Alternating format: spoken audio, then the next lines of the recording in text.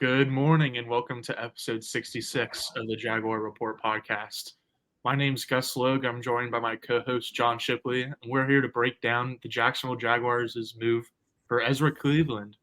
The Jaguars made a deal. Might not have been the one that everyone was hoping for or expecting. We'll get to that later, but the Jags did make a move, and I feel like that's pretty exciting because the NFL trade deadline always gets like a little bit overhyped, especially relative to the MLB and NBA trade deadlines. I don't know anything about hockey or baseball for that instance, but like usually the NFL trade deadline is a little bit quiet. So the fact that a deal was made and done, I think, is pretty exciting. Trade and Trent, baby. Trade and Trent. That's Trade or trend. 13 player trades since he became GM, I think that makes. And literally the only one where you're just like, that was like a downright bad trade was probably like the Josh Oliver one. Because he went on to be like a super valuable player for Baltimore. But otherwise, he finds deals in player trades, man. You know, they sent a 6th-round pick to Minnesota for Cleveland. It was funny, like, to see the reactions, like, to start with, how many people, like, so once they traded for Cleveland, I basically was like, any, like, pre-writes I had or anything to do with a pass rusher, I was like, okay, exit out of this now. That's no longer relevant. Like, to me, like, they were going to make one trade, you know, like, they love their draft picks. Like, they literally just picked 13 players in a year where they had every starter but one return to the team. Yep. There's a lot of optimism. Like, I tweeted out a picture of Ezra Cleveland and Daniil Hunter standing next to each other. It's like, what if I told you a few weeks ago one of these guys would be a Jaguar? And it could still be both replies. And I'm just like, no, it can't. So I wasn't surprised to see them make one trade. And I wrote about it. You and I talked about it, at least I believe, on the last podcast, like, kind of previewing the trade deadline. Is like they could definitely use like interior offensive line help. So it was nice to see that, you know, we weren't crazy for thinking that, because they obviously went and addressed it. But ultimately sent a 6th-round pick from Carolina to Minnesota for Cleveland.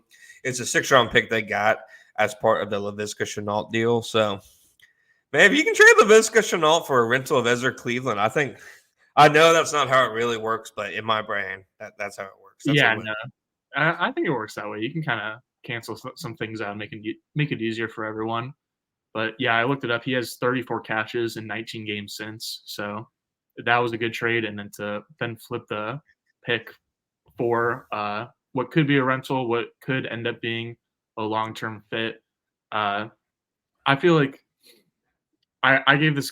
Well, do you want to just jump right into grades? Yeah, I think so. I think it's good to talk about like the pros and the cons of the fit, because I mean, to me, it really is like a super interesting, you know, kind of trade for the Jaguars, just because, like, to me, there's more moving pieces than you would normally see out of like a late round pick going for an offensive lineman. Like, this isn't a Cole Van Lannon trade, which I was reminded was actually given up in similar cost, but nonetheless. So yeah, we can go right into grading.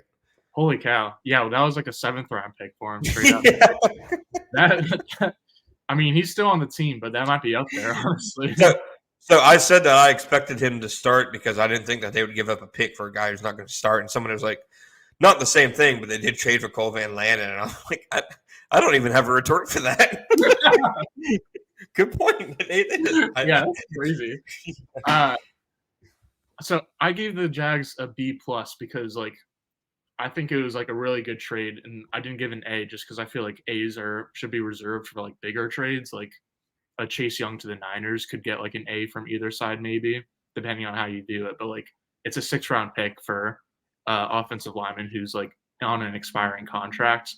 So like I didn't think it was like as big of a deal to warrant getting an A, but I still gave the Jags a B+ because like even though it might not be as big of a need as edge rusher as we all kind of think collectively between the fans and the media, like interior offensive line and just offensive line in general was a need. And like you mentioned, there's a lot of moving parts. There's been a lot of moving parts on the Jags offensive line with Cam Robinson suspension, injuries to Sheriff and Little, Arch getting benched and then released, but then he just got signed to the practice squad earlier today.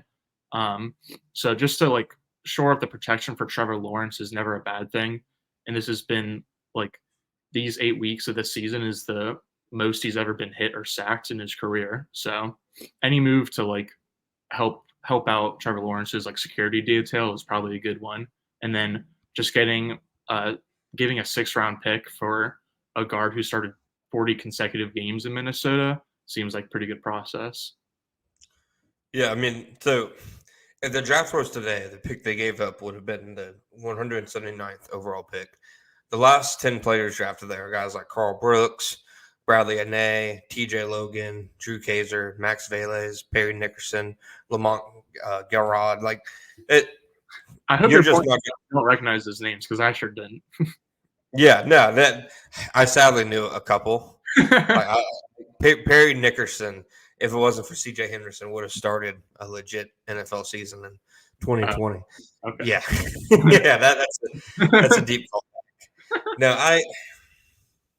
I agree with you. I definitely think like there has to be like a scale of grades. I don't know.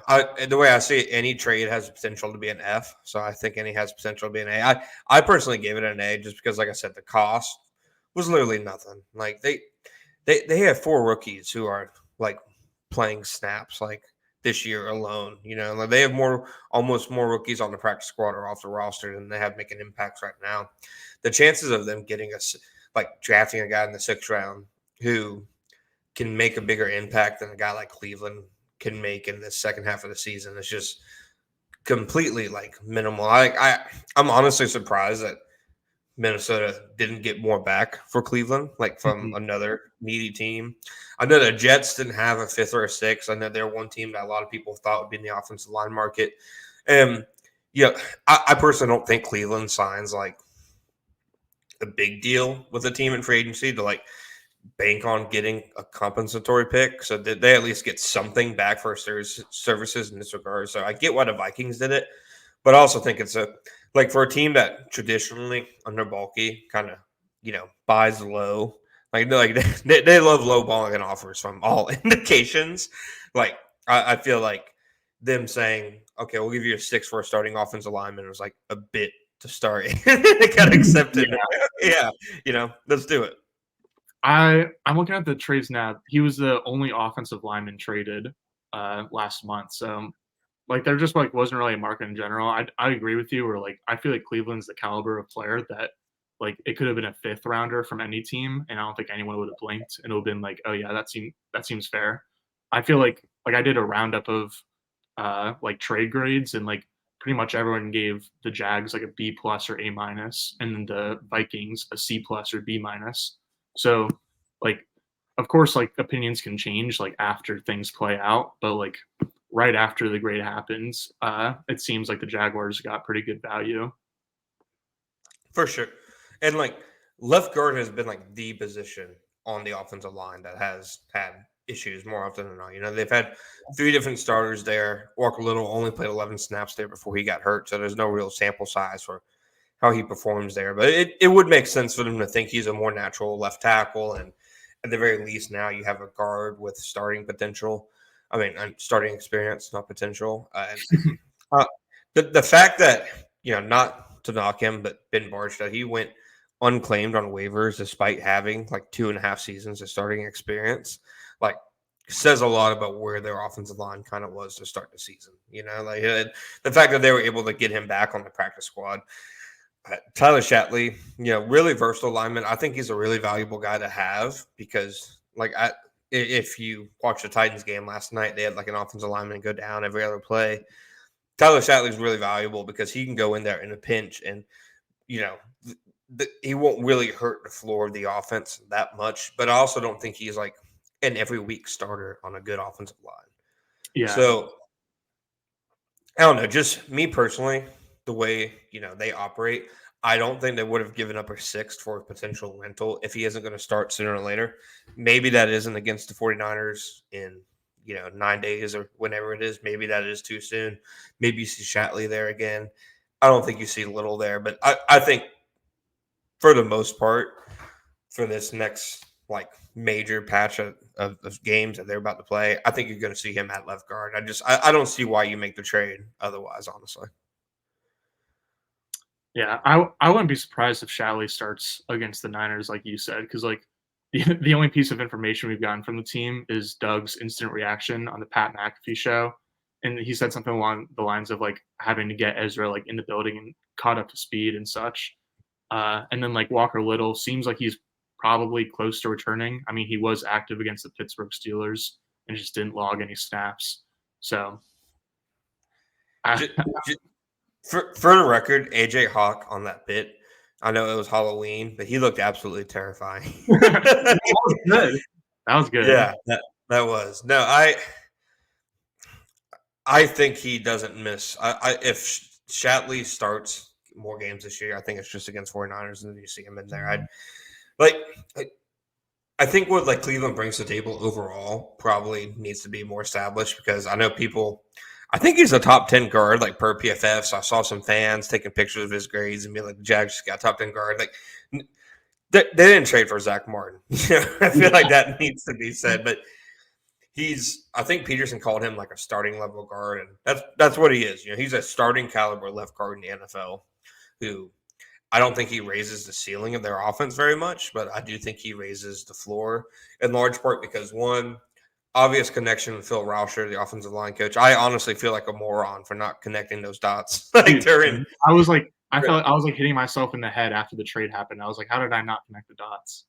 Yeah, like that. It's like super obvious move for him to, So he was the assistant offensive line coach in Cleveland's rookie year, and then the offensive line coach there in his second year when he, started I think every game at left guard for them. So he obviously knows what they're getting. He was one of the most athletic offensive lineman prospects when he was coming out of the draft. He has a second-round pedigree. He's the same age as Luke Fortner. Somehow, he's only 25, so you can expect there to still be some good football, coming from him. And I also think he fits like what they like to do more. Like you'll see there's not a lot of like screens or tosses or pulling plays with Tyler Shatley where they're trying to get him in space. Pretty much the only guard they try to get in space is Brandon Sheriff. And I think that's just because that's not really Shatley's game. Whereas Cleveland, he kind of opens up the whole playbook, I think, because he is very capable of doing that. But anybody, I think, expecting him like come in and just be like a brick wall and like be like an all-pro caliber player, you're oversetting their expectations. But I do think he's a starter level player who should improve the offense. I honestly think where the Jags are at is like they're hoping that Walker Little is going to like return to be the starting left guard and return to be the best offensive lineman on the team. But in the case that doesn't happen, or that like Sheriff twists a third ankle, then they'll have Ezra Cleveland as a backup plan. And like if Little ends up not like really returning to full health anytime soon, then they will have him. And then as for like why the Vikings did trade him, he was going on the last year of his contract, and they signed Dalton Risner a few weeks or months ago. And Cleveland didn't play like the last game or the last two games for like a minor injury. And then Risner stepped right in and played okay. So I think the Vikings were just thinking like, we have like okay options at our starting spots. And like obviously their depth took a little bit of hit after the trade, but their starters are still okay, and they want to collect capital because that's kind of like their GM's thing, but also because they could be in the quarterback market pretty soon. It was a pretty good bit for them to trade for a starting quarterback and then immediately trade a starting caliber offensive lineman. Yeah, that was great. I think overall, like there's just not a lot of reasons like to dislike this trade. I do think, like personally, Walker Little has a good chance of entering next year, as potential starter at left tackle. I also think there's a chance they enter next offseason needing a new right guard as well. So, having first crack at Ezra Cleveland, going into free agency, like I said, he's not a player I expect a team to have to break the bank for. Like I think you can sign him to a very reasonable contract extension as long as he plays well in this little like 2 to 3 month audition that he has with them. I mean, you look at Brandon Sheriff's contract going into next year, and it's like one of the clearest like ways for them to save some money, and I would say the clearest. Yeah, I 100%. So it just seems a bit inevitable at this point. So having another option like Cleveland, who has, he started at right guard his whole rookie season. He hasn't played there, I don't think, since then, but somebody who at least has experience, or maybe you at least have a starting left guard in tow and you don't have to find two new interior offensive linemen entering the offseason, because it's hard enough to find one. I mean, finding two, would be tough. So I do think this at least covers some bases. And I also think it shows you that they know that they have a window for right now. I don't think they would have traded for a player in an expiring year of his contract if they didn't realize that the AFC is wide open right now and that they very much so have a window. And as Jaguars fans should know better than anybody, like, no matter what you think, windows can open and shut in a year.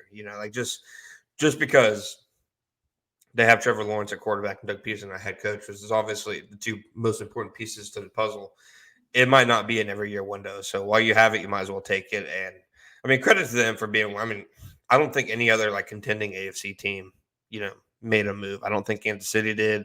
Miami obviously made their – yeah. Yeah. Miami made their moves like before the season. So I think for like a gauge of where the Jaguars see themselves, I think that was at least encouraging, because if they sat on their hands and been like, no, a 6th-round pick for the future is more important than taking advantage of this window, I think that would have been concerning. Yeah, because like they do have their 2nd, 3rd, and 4th round picks for next year's draft kind of tied up because of the Calvin Ridley trade. So that was definitely a big reason they didn't go after an edge rusher like Chase Young or Montez Sweat. But they've also got complex coming back from Jawan Taylor and Arden Key in free agency for 2023. So they definitely have plenty of draft capital. They might get 7th round. It's like not guaranteed, but it's a real scenario where they might get 7th round picks for Manhurts and Marvin Jones too, which is wild. There was some like reports that Ezra wanted to play tackle because he played tackle in college, and so that might have been part of the reason that Cleveland like let him loose, is because like they have 2 really good offensive tackles, so he was never going to start or get the chance at offensive tackle there. So like, do you see that coming up as like any kind of hiccup in like what he wants in free agency in next offseason? I mean, maybe in a sense that he would want to explore his options more in the offseason and talk to more teams who would want him to play offensive tackle. I do think maybe it's kind of a hard sell because teams haven't seen him at offensive tackle really outside of, I'm not sure if he's played in preseason, but in the regular season, like since he was at Boise State, because I think he was a college offensive tackle. So, and then in Jacksonville, like they just like, if like things are today, he'd be at best number 4 offensive tackle on the roster today if he was considered a tackle behind Cam and Walker Little and Anton's like Adam Silver voice, time to learn guard, buddy.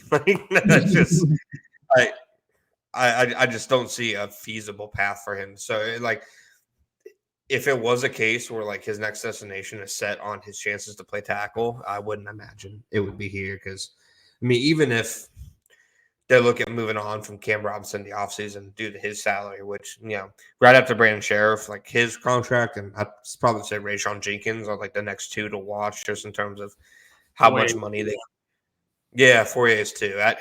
I feel like – I don't know. I don't want to get too into the weeds.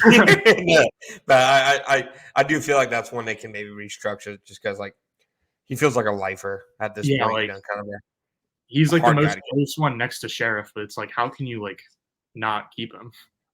Yeah. So nice, a structured deal that was, but nonetheless, I like I said, I think he has a chance to be like a starting guard on a playoff team here. So obviously, if he wants to play tackle elsewhere, it'd probably be best if he took that chance. But if playing for a coach that he knows, playing in a similar type of, I wouldn't say scheme, but kind of philosophy in terms of what they ask for their offensive lineman, I think it's a good spot for him. I agree. I was thinking the same thing you were about, like, there's not really going to be exactly any suitors. Like, even if he wanted to wait until free agency, like, I don't really think a lot of teams would be calling him to say, like, hey, come over and try to, like, fight for our spot to be our starting blindside protector. It is pretty funny that everywhere he goes has really good offensive tackles. It's like, yeah, like Minnesota had Darisaw Brian O'Neill. It's like one of the best tackle duos in the league. And then he comes to Jacksonville and they have 2 second rounders and a first round pick at tackle. It's not gonna happen, buddy. Tough. It's not. So I believe that's all that we got to opine on the Cleveland trade. I think overall we're both fans of it. I thought it was a good move and a good process by the architect and a good example of bulky ball. I just want everybody to know the amount of bulky ball replies I got after that trade made my week. So That was really great. it was. So we'll be right back after this ad to talk about the other part of the trade deadline. What didn't happen.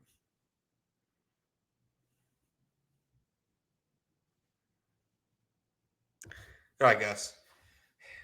I feel like the most fascinating part of trade deadlines every year is the trades that didn't happen. Mhm. Like It's always all Joe, about Doug- articles. Joe Douglas is one of my favorite GMs in the NFL simply for the pits he has. Like he let out to the media, like, yeah, I tried to trade for Mike Evans and Devontae Adams. They weren't selling. Like just like, okay, tell everybody that I was trying to make like these really cool trades happen. But I do think in the case of the Jaguars, despite I've seen like some thinking otherwise, I do think they were interested in the pass rusher market. I I predicted that they wouldn't make a move. I was wrong because I didn't think that they would make a move at all. So them getting Cleveland automatically makes me look like an idiot. However, it just really to me the vibes kept feeling like leading more and more into the trade deadline that they think that getting guys like Smoot and Hamilton back is good enough for what they have, and maybe they don't think the pass rush is as big of a need as those on the outside do. You touched on it earlier. They were never going to do the Chase Young or Montez Sweat trades because they can't. Yeah, San Francisco technically used a comp pick to trade for Chase Young, but I just don't think the Jaguars are going to send a top 2 round pick for anybody, even if it made sense to kind of bolster their ranks. So those trades, were never going to happen. That left, like to me, like the only guys who made sense are guys like Josh Uche, guys like Carl Lawson. But we talked about before. I don't think that they were ever going to make 2 trades. So I think basically, picking between fortifying the offensive line and fortifying the pass rush, and they went with definitely the cheaper option in fortifying the offensive line because, I mean, from reports, I think I'm not sure if it was Albert Breer who said that the Patriots had an asking price of a 4th for Josh Uche, and Breer, you made it clear, it's like no trade was close on Uche, so it's not even like the Jaguars went down to the wire. Like I'm sure that they were one of the teams interested, but it doesn't seem like any trade came close for Uche. And the fact that no team in the NFL traded a 4th for him kind of tells you that maybe the Jaguars were right about the market price. But I guess my question to ask is, what would be more important is fortifying the offensive line for a 6th-round pick or fortifying the pass rush for a 4th-round pick. I still kind of lead pass rush. I still do. I get the argument, and I'm hoping that you're going to make a counter argument based on your reaction. But I still lean pass rush. But I'm willing to hear you out and get masterclass for once. Okay. I mean, I think the whole thing is just that, like, the price of the market, like you were saying, like, they were never going to trade for Chase Young or Montez Sweat. And those are the only 2 defensive players or edge defenders that were traded. So it's like if Josh Uche was traded for a 4th or a 5th round pick to another team, then, like, yeah, Jags fans, I feel like, would have a right to kind of like pull their hair out and be like, why didn't we do that? But the fact that he wasn't traded and he wasn't like the Patriots weren't close to a trade with the Jaguars or any other team for that matter is like I feel like I can't really like have qualms about that. So like for the hypotheticals, yeah, like in theory, I would rather add pass rusher in general for a 4th round pick than an interior offensive lineman for a 6th round pick. But there happened to be an interior offensive lineman available for that price because the Vikings were in a spot to kind of sell a like solid starter, and then the same thing didn't happen with a pass rush. So like like I would have rather them like stood pat and like continued with this like whole game plan of like, oh, Smoot and Ham are coming back and like they're gonna fix everything for us, which that's not exactly what they're saying. I mean, it is exactly what they're saying, but not like that dramatically. Yeah, I, go ahead. Settle on. Settle on. you just got Baki balled. There you go. Yeah, there you go. Market deficiencies. I get that. I really do. It's just like the way I guess my brain works is would you rather like rent a legitimate pass rusher for the same value pick that you just took Ventrell Miller and Tyler Lacey for? Like, not to knock either one of those guys, but if they didn't draft one of those guys, they'd still be 6-2. You know, like it's not guys who are making impacts. So I guess that's my entire thing is that I personally wouldn't have balked at the price, but I also would have traded a first for Chase Young and he went for a third-round pick. So maybe I shouldn't be listened to at all. Other than Josh Uche, like what other like hypotheticals are out there? Like let's pretend that like Josh Uche like had like a problem that like scared off every team. Like I doubt that's what actually happened. But like let's just pretend that Josh Uche was like off the board and like none of us realized it. Like what else would you have wanted the Jaguars to do? Because like I certainly would have been like I don't know how I would have reacted if the Jags sent a second rounder for Montez Sweat because that seemed like not a good trade for the Bears, especially like the direction of their team.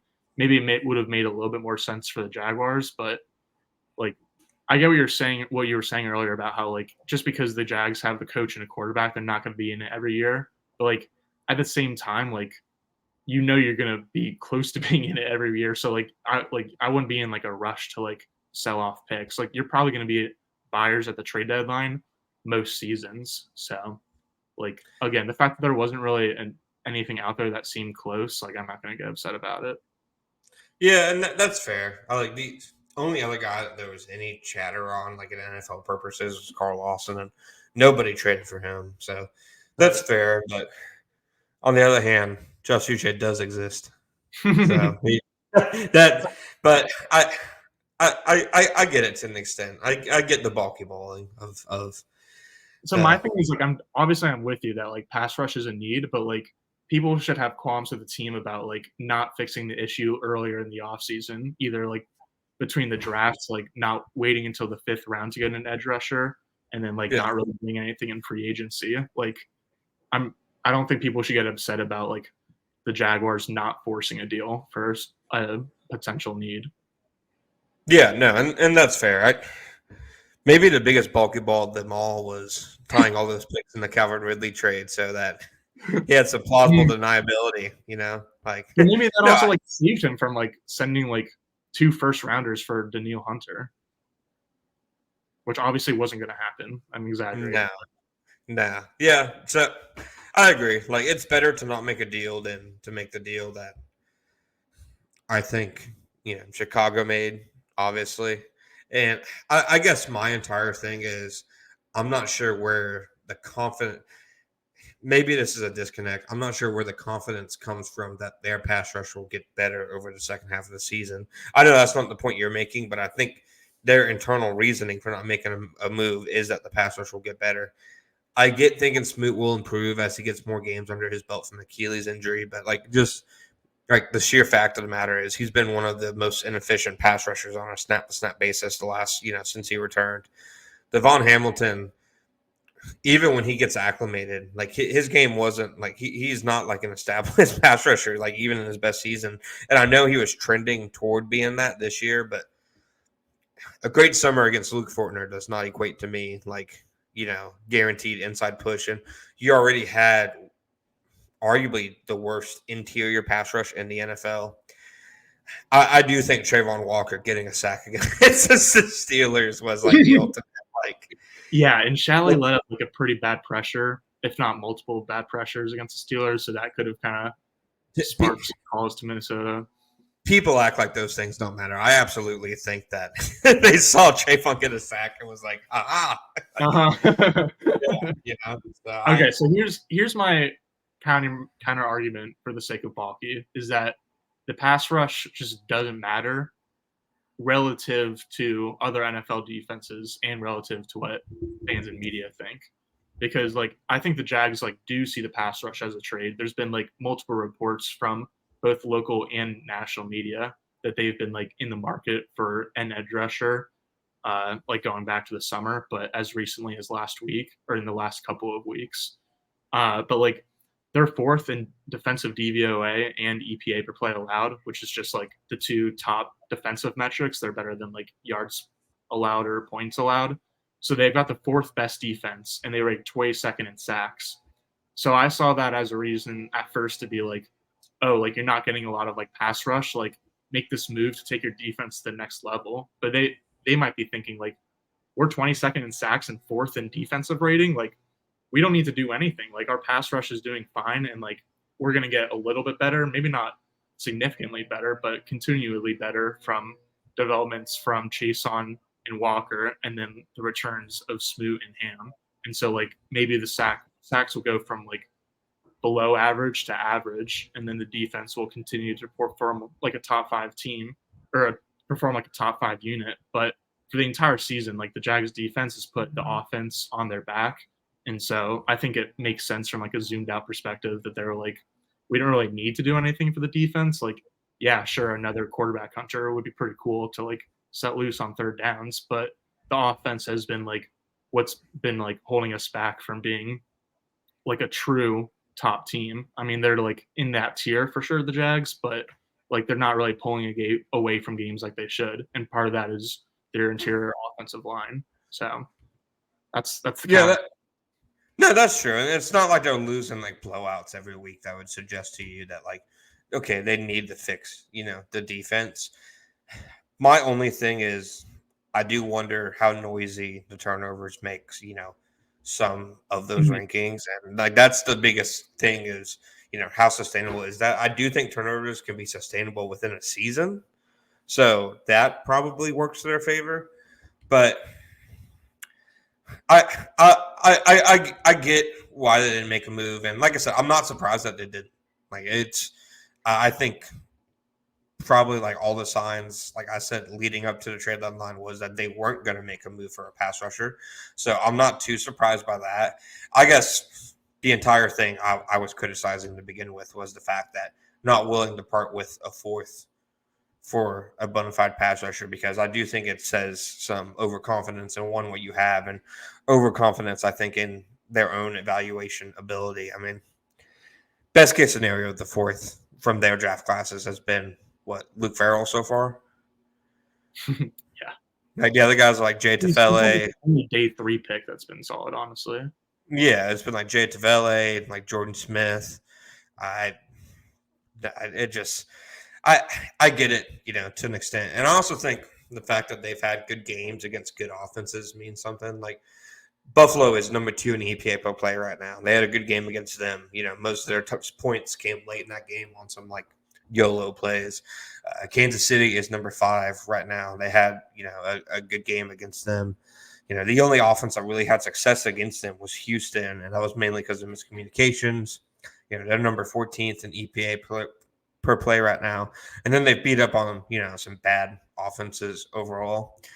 I do think it's telling that, or not telling, I do think it's interesting that maybe their best test of the year is going to be coming up with the 49ers, because even though I think Brock Purdy is a completely forgettable NPC level quarterback, like every like passing metric stat you see for the 49ers offense to me is like a Kyle Shanahan stat. Like, no, Brock Purdy isn't top 5 in EPA this year. Kyle Shanahan, it's like he's literally like playing Madden to me as a head coach. Like he's pulling all the strings. I feel like Brock Purdy is like what Gardner Minshew would look like if he was put into Shanahan's offense and shaved off his mustache. Like you're looking at it, man. Yeah, so Chase Young's very coincidentally, first game with the 49ers will be against the Jaguars. I tweeted that, and somebody was like, well, can you play quarterback? And I'm like, yeah, probably for them. Like, he probably could, dude. But despite all of that, like, they still have, like, the number 3 offense in EPA play. It's a really good passing game, not in the traditional drop back sense, but just in terms of efficiency. I'm interested to see what their defense does against that, because I think that will be like the benchmark for how far this defense really came. Yeah, I think that's fair. To wrap up an earlier point, I said the Jags defense like doesn't really rely on pass rushers relative to other defenses. And like the Niners is a pretty good like case study or example against that, because like the Niners defense is like all about rushing four and like relying on the talent of those four pass rushers to get home while they play coverage in the back end. And like obviously isn't that simple on a down to down basis, but like that's like generally what their plan is for the pass rush. But in the Jaguars, like they're so focused on stopping the run, and then like it almost seems like containing and like collapsing the pocket more than just like getting completely after guys sometimes.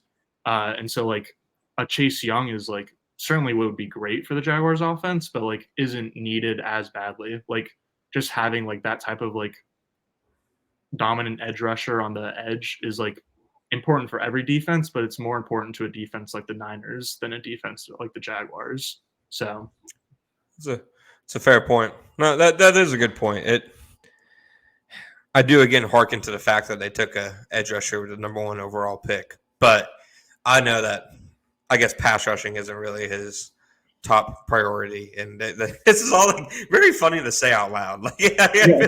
Ooh, the Trayvon Walker comp is Ben Simmons, because like Ben Simmons was like so good at everything except for shooting. Like great IQ, great ball handling, great passing, great defense, both like on ball in the perimeter, but then also in the paint. Like he could do everything except for shoot. And like Trayvon can do everything except for rush the passer. He can contain the edge. He can play the run. He can take on tight ends and the chip help and all this like BS early down stuff. And he's just not good at like hunting the quarterback. So that's a Trayvon comp. You're gonna be writing columns for locally and nationally syndicated newspaper at this rate. No, I can't disagree with any of that. I wish I could, and I want to go down swinging and screaming at the top of my lungs. Like, no, I'm not crazy. You're crazy for saying, but no, like that's, and I do think like the Jaguar specific defensive infrastructure is another reason why they didn't make a move like that.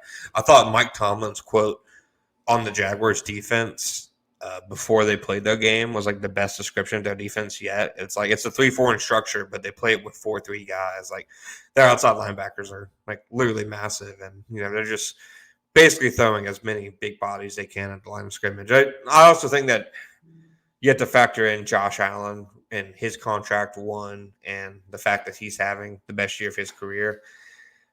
But I do go back to the fact that, again, I don't know. I can't get away from it that you literally just had a 4th round pick as a healthy scratch.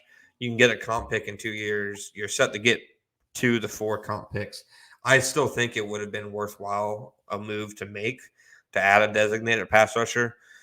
But I get why they didn't do it. It's just, I don't know. If it doesn't work, I will not be one of the silent few. I think there's like a really good chance that like no one's really going to think about like their lack of a move for an edge rusher again until the playoffs, because like they'll play some pretty solid offenses between the Niners and then the Ravens and the Bengals. But like then in January is like that's really when it matters, just because like last year like they lost against Mahomes on a hobbled ankle. So then like every single writer was like, all right, biggest offseason need is pass rush.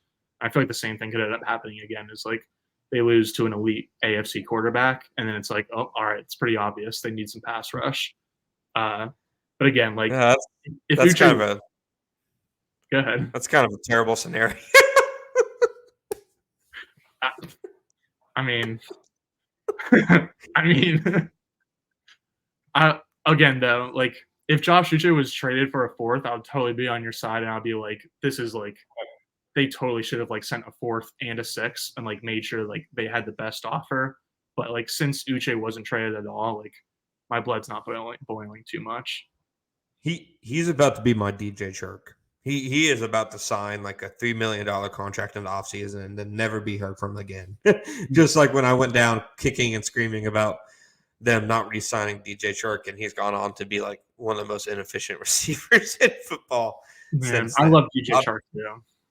Yeah, I'm fully prepared to look like an idiot. I'm fully prepared to get bulky balled. Good for you guys. That was a proper You bulky get ball. ball. Yeah, yeah. I got masterclass. I get it. I get it. Well, I guess before we go, at least a couple of the other trades. I don't get how. Okay, maybe I am higher on Chase Young than anybody else in the world. I don't get how you get Chase Young for a late third round pick when Montez Dude, Sweat I goes don't for know. like that's literally a top 30, like a second round pick by the Bears is a top 35 pick. It's basically a first round pick. And Some getting a people, comp pick from the 49ers is basically a fourth round pick. some people seem surprised by that too. They were like, "Oh, I like big NFL wigs that like are like in the know about like how like valuable NFL players are in terms of trade talks." So they're like, "Oh, I didn't think he was going to go for that high." What? It's Chase Young. Like, I guess like there's been injuries and like a lack of production, but like it's Chase Young. Like, You did bring up a good Josh Allen point earlier. It's like the Jags didn't trade for an edge rusher like Chase Young or Montez Sweat, partly because of Calvin Ridley like locking up the picks, but also because like they already have their own edge rusher who's like about to be a free agent, and they have to figure out that situation. So like having Josh Allen and Chase Young like both going into free agency would have been an interesting thing to handle. And that's part of the reason like Washington made the moves they did. It's because Montez and Chase were both going into free agency off seasons. And so they were like, let's get some capital while we can. yeah, like I get why Washington did it. I also, like you said it best earlier. Like you look at like their stockpile of picks, and there's literally no way they could have done it. Like a trade for either one of those guys. I definitely think you'd rather be on the side of standing pat as opposed to the side of trading a top 35 pick for Montez Sweat and not having a contract extension locked up. Because, like, by all the reports, so I think it was Jeremy Fowler reported, or maybe it was Dan Granzino. It was one of the two. Was like if he got traded to Atlanta, an extension was already like a part of the deal. But now he got traded to Chicago. He's like, oh no, we're gonna see where things go from here. So I'm like, you can't convince me that everybody knows better when you look at the Chicago Bears operation. Like I could do a better job. I don't care. I could do it. It was like one of the most obvious like I'm trying to save my jobs moves I've ever seen. It was crazy in like any industry, let alone in the NFL. Like, and obviously Montez Sweat is way better than Chase Claypool, but making that trade a year after the Chase Claypool thing that's a good bit. Unbelievable. He just got traded. What was the compensation? Like a 7th rounder to the Dolphins? Something like that. That's tough. That is tough. That is tough. All right. Gus, you got anything else? I got one hot take. I should have got it off my chest earlier when we were talking about Sheriff, but the hot take is that the Jacksonville Jaguars, with their first round pick in the 2024 draft, will select offensive lineman Graham Barton from Duke University. He's an offensive tackle for Duke right now, but he's like one of those guys that has short arms, and he had a little bit of experience at center. So everyone's like, oh, he's like the best guard in the class and can move anywhere on the line. And he's like, I mean, as of now, expected to be picked in like the 20s or 30s range probably. So basically, I was just looking for like the best available guard, because like the take is really just that the Jags' biggest offseason need is going to be guard, because like yeah, they're going to need to do more with their pass rush, but like they're still going to have Trayvon Walker, and I would still expect them to have Josh Allen, like maybe on a franchise tag or something, but I would expect Allen to be on the team next season. So like with Sheriff being like a likely cap casualty, and then like Ezra heading to free agency and not having a long-term deal, and Chatley, like clearly they think of him as a backup. Like there could be 2 new faces at guard starting in 2024. So I think they'll take a guard in the first round. That's good takesmanship, Gus. You could have. I'm going to hold you to that specific guard. By the way. So I know. I'm like now in every single mock draft, I'm going to have to do this Duke guy just because John will switch. Like exactly. So that's good takesmanship, because you could have played it safe and just said they're going to take a guard, which I still would have respected. But I like that you mentioned a specific guy that I can hold your feet to the fire to for the next several months. Yeah, no, I don't think that's a bad take at all. I really like they're going to need to throw some resources at the offensive line, and that's obviously going to come via the draft as opposed to free agency. So I don't think that's a bad take at all. And like when they're looking for a pass rusher, they're definitely going to look like for a guy like Arden Key, like the guy that didn't resign. That's the whole thing. It's the price they're willing to pay for an edge rusher. It's like they weren't willing to pay Arden Key, even though like his contract wasn't really that big for the Titans. Like I feel like he wasn't even really paid as a starter. He was paid as like just more of a rotational guy than he would have gotten snaps with in Jacksonville. So like, go ahead. You didn't hear that he left Jacksonville to be a starter and has since started 3 games?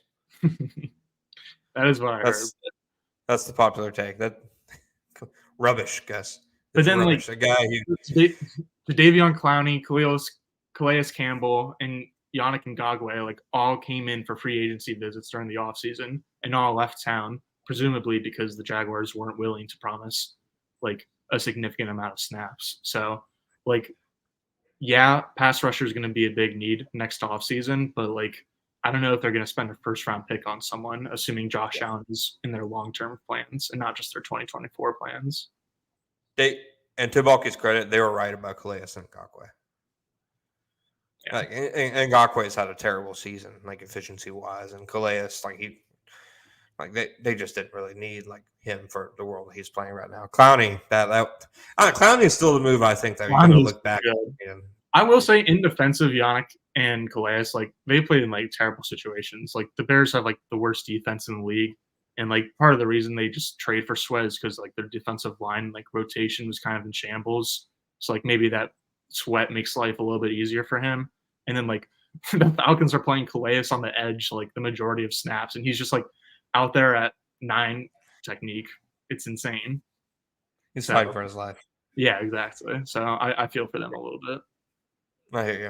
All right, Gus. You got anything else for us? Yeah, I'm good. See you.